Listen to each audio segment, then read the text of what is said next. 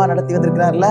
அநேக நேரங்கள்ல நம்ம சோர்ந்து போகும் பொழுது, துவண்டு போகும் பொழுது கர்த்தர் நம்மை அழகா தேற்றி நம்மை ஆற்றி இன்றைக்கு வரைக்கும் கர்த்தர் கொண்டு வந்திருக்கிறாருன்னா அது அவருடைய கிருபை.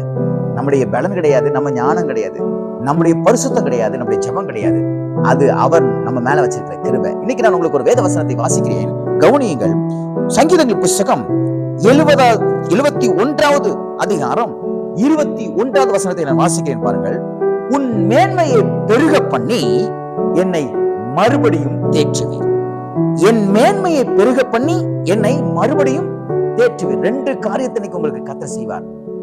உங்களுடைய மேன்மை பெருக பண்ணுவார், அதாவது பெயர் அந்தஸ்துல உங்களை உயர பண்ணுவார். 2வது திரும்ப அவர் என்ன செய்வாராம், மறுபடியும் உங்களை தேற்றுவேன் என்று சொல்கிறார். ஒரு தேற்றுகிற கரம் இன்னைக்கு உங்க மேல அமர்ந்திருக்கிறத நீங்க பார்க்க போறீங்க. விசுவாசிக்கிறீங்களா? எப்படி ஒரு தகப்பனுடைய கரம், ஒரு தாயுடைய கரம் எப்படி நம்ம மேல அமரும் பொழுது, நம்ம தலை மேல கை வைக்கும் பொழுது எவ்வளவு ஆறுதலா இருக்கும் பார்த்திருக்கீங்களா? நம்ம அம்மாவோ நம்ம அப்பாவோ நம்ம மேல கை வச்சா அவ்வளவு சந்தோஷமா இருக்கும், அவ்வளவு ஆறுதலா இருக்கும். அதே போல இன்றைக்கு மறுபடியும் கர்த்தர் உங்களை தேற்றுவார்.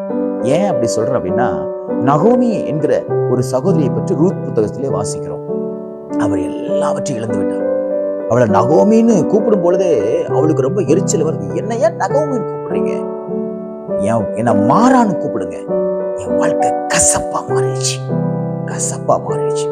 இதே மாதிரி நீங்களும் சொல்லிட்டு இருக்கீங்களா? எனக்கு போய் இந்த பேர் வச்சிருக்காங்க பாரு, எனக்கு போய் இப்படி இந்த ஒரு வேலை கிடைச்சிருக்கு பாரு, நான் போய் இந்த படிப்பு படிச்சிருக்கேன் பாரு, எனக்கும் இதுக்கும் சம்பந்தமே இல்லை அப்படின்னு சொல்லி நீங்க புலம்பிக் கொண்டிருக்கலாம். கர்த்தர் உங்களை மறுபடியும் மேன்மைப்படுத்துவார், உங்களை மறுபடியும் தேற்றுவார். நடந்தது என்ன தெரியுமா?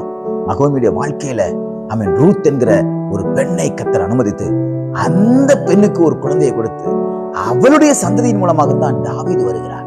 அன்பான பிள்ளைகளே, உங்க வாழ்க்கை எவ்வளவு கசப்பா இருக்குன்னு எனக்கு தெரியாது, உங்க வாழ்க்கை எவ்வளவுக்குள்ள இருளா இருக்குன்னு எனக்கு தெரியாது, எவ்வளவுக்குள்ள நீங்க கஷ்டப்படுறீங்கன்னு எனக்கு தெரியாது. ஆனா உங்களை கர்த்தர் மேன்மைப்படுத்துவார், உங்க மேன்மையை பெருக பண்ணுவார். 2வது உங்களை மறுபடியும் கர்த்தர் தேற்றுவார். நீங்க வடித்த கண்ணீருக்கு ஏற்ற பதில், நீங்க அவமானப்பட்ட அவமானத்துக்கு ஏற்ற நன்மை, நீங்க எங்கெல்லாம் தலை குனிந்தீர்களோ அந்த இடத்துல கர்த்தர் ஒரு உயர்வை, ஒரு தலையை நிமிர்ந்து நடக்கக்கூடிய அந்த உயர்வை நிச்சயமாய் தருவார். உங்களை பெருக பண்ணுவார்.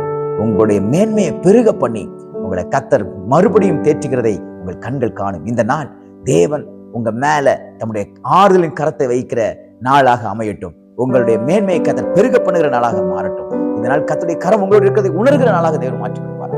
God bless you.